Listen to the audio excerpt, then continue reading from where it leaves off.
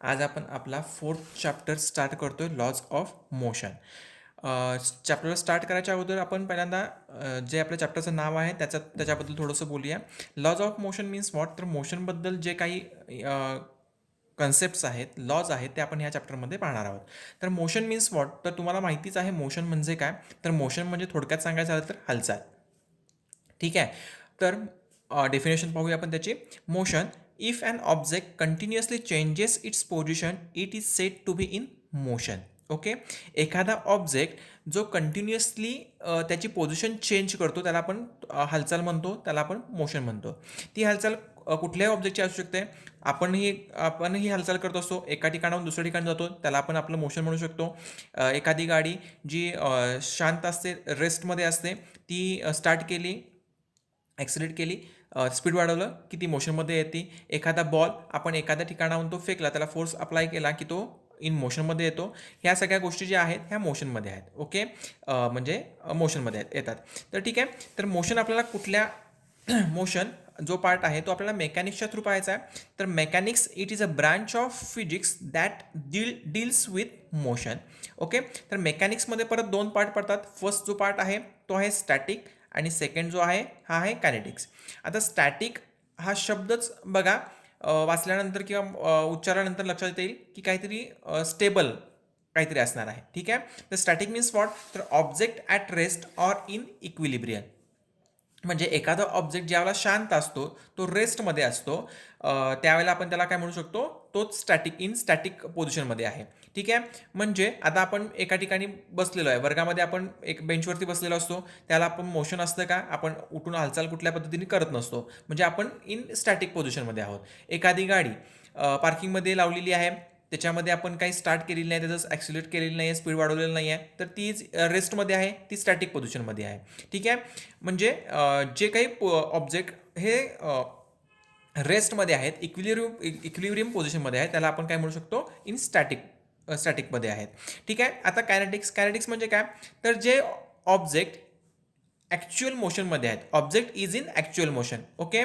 आता धावणारी गाडी ती ॲक्च्युअल मोशनमध्ये आहे, कारण ती एका ठिकाणाहून दुसरीकडे जाते, त्याच्यामध्ये हालचाल घडती आहे, हालचाल आपण पाहतोय, त्याला आपण काय म्हणू शकतो? कायनेटिक्स. ठीक आहे. म्हणजे प्रत्येक हालचाल, प्रत्येक गोष्टीमध्ये जी काही हालचाल आहे त्याला आपण काय म्हणू शकतो? कायनेटिक्स म्हणू शकतो. आता परत हा कायनेटिक्स जो आहे, पार्ट जो आहे, त्याच्यामध्ये अगेन दोन पार्ट्स पडतात, दोन टाईप्स पडतात. फर्स्ट जो आहे तो आहे कायनॅमेटिक्स आणि सेकंड जो आहे तो आहे डायनॅमिक्स. आता कायनॅमेटिक्स म्हणजे व्हॉट? तर we describe various motion without discussing their causes. Okay. बघा, we describes various motions without discussing their causes. म्हणजे आपण अनेक प्रकारचे मोशन्स डिस्क्राईब करतो, पण त्याच्या मागचं, त्याच्या पाठीमागे काय कारण आहे हे आपण नाही सांगू शकत, ते एक्सप्लेन करू शकत नाही. अशा टाईपला किंवा अशा पार्टला आपण काय म्हणू शकतो? की कायनॅमेटिक्स म्हणू शकतो. म्हणजे काय? तर distance, displacement, speed, velocity and acceleration हे आपण थोडक्यात एक्सप्लेन नाही करू शकत, त्याच्या मागचं कारण. ओके. त्याला आपण कायनॅमेटिक्स पार्ट म्हणू शकतो. आता डायनॅमिक्स काय आहे? तर we describe the motion along with its cause which is force and torque. म्हणजे एखादी गोष्ट, म्हणजे एखादी गोष्ट म्हणण्यापेक्षा एखादं ऑब्जेक्टचं जे मोशन आहे ते आपण डिस्क्राईब करताना त्याचं कॉज देखील आपल्याला ठाऊक असतं, आपण ते एक्सप्लेन करू शकतो, त्याला आपण थोडक्यात डायनॅमिक्स म्हणू शकतो. ठीक आहे. आता डायनॅमिक्समध्ये कुठले कुठले पार्ट येतात? तर फोर्स, पॉवर, मोमेंटम, ठीक आहे, एनर्जी, हे जे पार्ट्स आहेत ते डायनॅमिक्समध्ये येतात. तर आता हे जे मोमेंटम, फोर्स, एनर्जी, पॉवर हे कशामध्ये येतात? डायनॅमिक्समध्ये येतात. आता हा जो मोशनचा जो पार्ट आहे हा फ्रेम ऑफ रेफरन्सच्या दृष्टीने जर आपण एक्सप्लेन केला किंवा पाहिला तर तो आपल्याला जास्तीत जास्त समजून येईल. त्यासाठी मी समोर एक डायग्राम काढलेली आहे. बघा, डायग्राममध्ये हा जो पार्ट आहे ही थोडक्यात आपण बस म्हणून किंवा गाडी अशी आहे समजून घेऊयात. या गाडीमध्ये आता मी बसलेलो आहे किंवा तुम्ही व्यक्ती स्वतः धरा, आणि ही आपला सोबत असणारा पॅसेंजर जे इतर बसमध्ये असतात ते. ज्या वेळेला आपण आपल्या नजरेतून पाहतो त्यावेळेला आपल्याला काय वाटतं? की जो आपला शेजारचा पॅसेंजर आहे तो कुठल्याही प्रकारचा हालचाल करत नाहीये, आपण कुठल्याही प्रकारची हालचाल कारण आपण बसून आहे. ठीक आहे. इज इन आपण थोडक्यात काय म्हणू शकतो, इथे कायनॅमेटिक्समध्ये आहोत. ओके. ही कारण का? तर आपला हा फ्रेम ऑफ रेफरन्स आपण त्या नजरेने बघत असतो, पण ॲक्च्युली गाडी ही स्टार्टमध्ये असते, पोझिशनमध्ये असते, पण आपल्याला ते जाणवतं का? नाही, कारण आपण पण त्या गाडीबरोबर जात असतो, त्यामुळे ते आपल्याला जाणवत नाही. का? तर आपली ही फ्रेम ऑफ रेफरन्स आपण त्या नजरेतून पाहत असतो. आता दुसऱ्या फ्रेम ऑफ रेफरन्सनं कोण पाहणार आहे? तर जो आपल्याला बाहेरून पाहतो, जो जमिनीवरती आहे आणि आपण बसमध्ये बसलोय थोडक्यात. तर बघा, जो बसमध्ये बसलेला व्यक्ती हे दोन आहेत आणि हा ग्राउंडवरून बघणारा म्हणजे जमिनीवरून पाहणारा व्यक्ती, त्याचा बघा फर्स्ट पार्टमध्ये तो पाहतो, ही ज्यावेळेला रेस्टमध्ये गाडी असते त्यावेळेला तो पाहतोय, त्यावेळेला त्याची फ्रेम ऑफ रेफरन्स जो आहे तो हा पार्ट आहे. बघा, इथून इथे पाहतोय तो, त्यामुळे हा फ्रेम ऑफ रेफरन्स ते आहे. थोड्या वेळाने तो पाहतोय तर फ्रेम ऑफ रेफरन्सचा चेंज होतो, त्यामुळे इथे त्याला गाडी पुढे गेलेली दिसते, गाडीबरोबर आपण देखील पुढे गेलेलं दिसतोय. त्यामुळे ही गाडी जी आहे रेस्ट आहे, ही गाडी काय आहे मोशनमध्ये आहे. त्यामुळे आपल्याला काय त्याला काय जाणवतंय की हे तिघेही इन मोशनमध्ये आहेत. ओके, हे का जाणवतंय?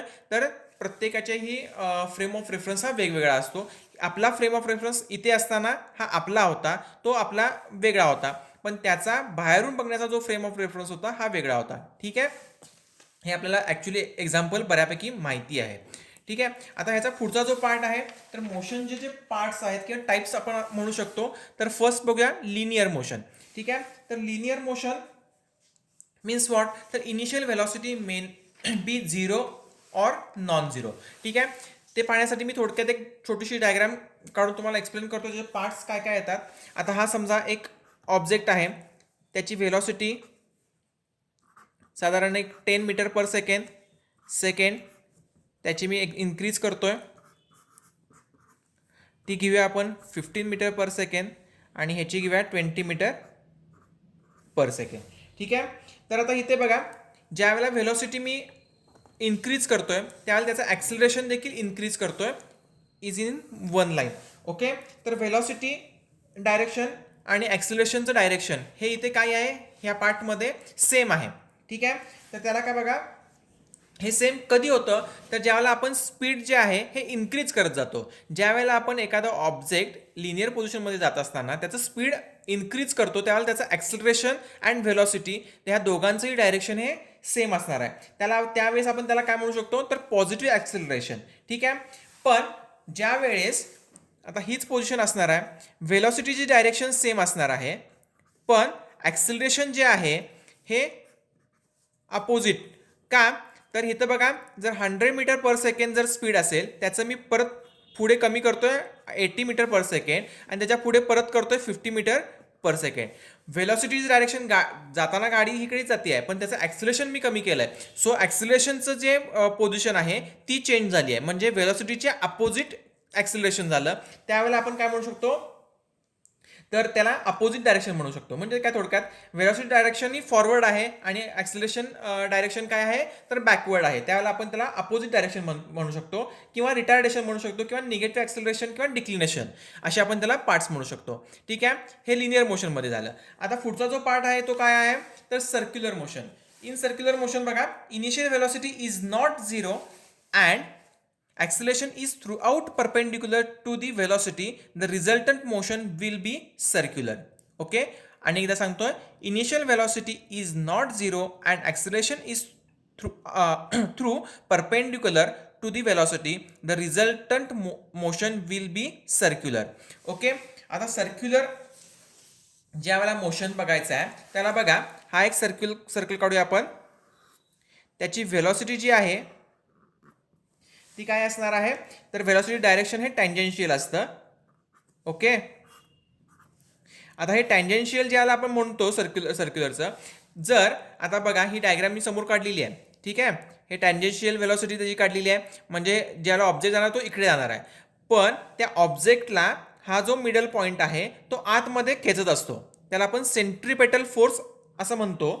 ओके, हा जो सेंट्रीपेटल फोर्स आहे तो ह्या व्हेलॉसिटीला काय आहे? तर परपेंडिक्युलर आहे. ठीक आहे, हा जो सेंट्रीपेटल फोर्स आहे तो सेंट्रीपेटल फोर्स जो आहे तो त्या व्हेलॉसिटीला काय आहे? परपेंडिक्युलर आहे. ही आहे velocity. Centripetal force means acceleration जे आहे ते ॲक्सिलरेशन हे परपेंडिक्युलर कुणाला आहे? तर व्हेलॉसिटीला आहे. हे व्हेलॉसिटीला ॲक्सिलरेशन हे परपेंडिक्युलर होतं, म्हणूनच ती जो ऑब्जेक्ट आहे तो इन सर्क्युलर पोझिशनमध्ये फिरतो किंवा सर्क्युलर मोशनमध्ये तो येतो. अदरवाईज तो काय होणार आहे? एक तर स्ट्रेट वे जाणार आहे किंवा तो कुठे जाऊन भरकटणार आहे. बरोबर आहे, सर्क्युलर मोशन येण्यासाठीच व्हेलॉसिटीला ॲक्सिलरेशन हे परपेंडिक्युलर लागतं. ठीक आहे, म्हणून आपण डेफिनेशनमध्ये काय बघितलं बघा, initial velocity is not zero and acceleration is through perpendicular to the velocity, the resultant motion will be circular. ठीक आहे, आता पुढचा जो आहे बघा तो parabolic motion. If acceleration is constant and initial velocity is not in line with the acceleration.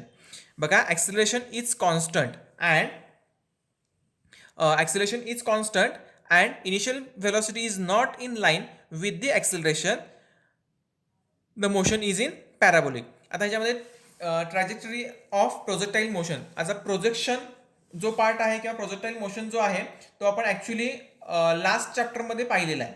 ठीक आहे, तर काय असतं तर बघा, एक्स ॲक्सिस, वाय ॲक्सिस,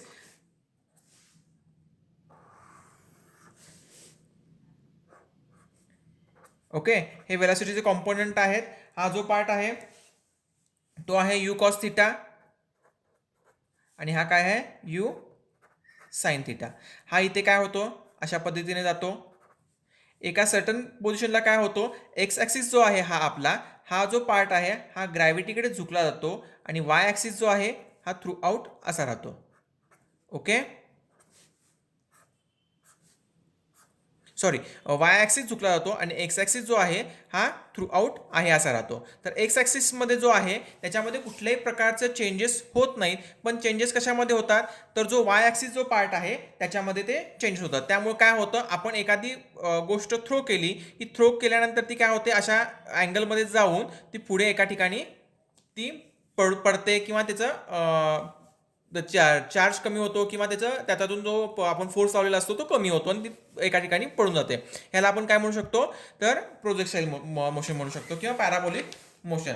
आता ॲक्च्युली ह्याच्या पुढचा जो पार्ट आहे तो आहे other combination of u and a will result in two different more complicated motion. हा पार्ट काय एवढा एक्सप्लेन करण्यासारखा नाही आहे किंवा आपण त्याचा अभ्यासाचा नाही आहे, त्यामुळे आपण हा घेत नाही आहे किंवा एक्सप्लेन करत नाही आहे. तर अदर कॉम्बिनेशन म्हणजे काय तर लिनियर मोशन किंवा आता आपण सर्क्युलर मोशन किंवा अशा पद्धतीचे जे काही मोशन्स येणार आहेत, rotational motion, circular motion, linear motion, parabolic motion, यापैकी 2 मोशनचा कॉम्बिनेशन किंवा 3 मोशनचं कॉम्बिनेशन करून जे काही कॉम्प्लिकेटेड मोशन येतात तो ह्या पार्ट्समध्ये येतात. ठीक आहे, आजच्या लेक्चरमध्ये आपण काय बघितलं तर मोशन म्हणजे काय, त्याचे टाईप्स काय आहेत किंवा त्याचं मेकॅनिझम थ्रू कसं काही आपण डिस्क्रिप्शन केलं आहे. कायनेटिक आणि स्टॅटिक, त्यानंतर कायनेटिकचे 2 पार्ट बघितले, कायनॅमॅटिक्स आणि त्यानंतर डायनॅमिक, त्यानंतर linear motion, circular motion, parabolic motion and other combination. ठीक आहे, पुढच्या लेक्चरला ह्याच्या पुढचा पार्ट स्टार्ट करेन. Okay, good day, good bye.